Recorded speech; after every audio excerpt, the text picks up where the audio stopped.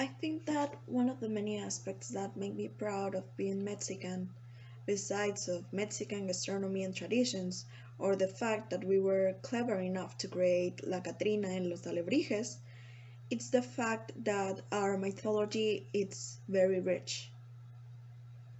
I always find it mesmerizing how our ancestors had so much faith in the forces they believed in, and how their several gods and goddesses were so overflowing with color and just so imposing and gorgeous. And reading about their history, origins, and how they linked them to the creation of the world never fails to blow my mind.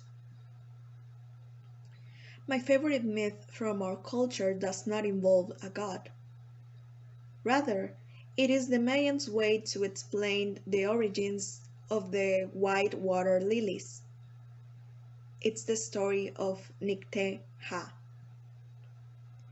A long time ago, a prince named Chaksipsip lived in Nanshankan, which is the archaeological zone we now call Palenque. Since he was a prince, his father had arranged his marriage with another princess. But that's not where his heart was, for he had fallen in love with a girl named Nicté-Ha, daughter of the guardian of the cenote sagrado. For a period of time, they maintained a secret and forbidden romance, until the holy priest caught them, and since he didn't want Nicté-Ha to become queen, he started plotting how he would murder her. The princess Nanny, a very clever woman, felt something was off about that priest, so she notified the prince, to which he ordered her to bring his lover to him. That way they could get married in secret. But just when she was about to arrive, she was murdered by the priest, and upon noticing her long absence, Shaksipsip started making his way to Nicté-Ha himself, for he knew she would be waiting for him in the cenote. And there she was, waiting, alive. Relieved, the prince wrapped her up between his arms, tightly, unaware the priest was spying them from the shadows. And so he shot a poisoned arrow to the girl's heart, killing her immediately.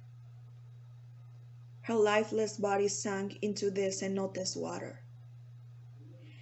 The prince was overcome with sorrow and grief, and he started screaming at the gods, begging them to take him with her. He screamed and screamed until the Lord of the Water heard him and turned Nicté-Ha into a beautiful water lily, white like the huipil she always wore. Then the Lord of the Birds turned the prince into a bird, red like the robe he always wore. That way, he would be able to sing to her like they did in life. And it is believed that every day at sunset, the cardinal comes down to the water and sings to his beautiful Nicté-Ha. When the colonizers came, we just stopped believing in these things, but I'm grateful that we have a record of them and that we are able to preserve them. For some reason, I find Nicté-Ha's story fascinating, and if I get to have children in the future, I would like to name one of my daughters Nicté.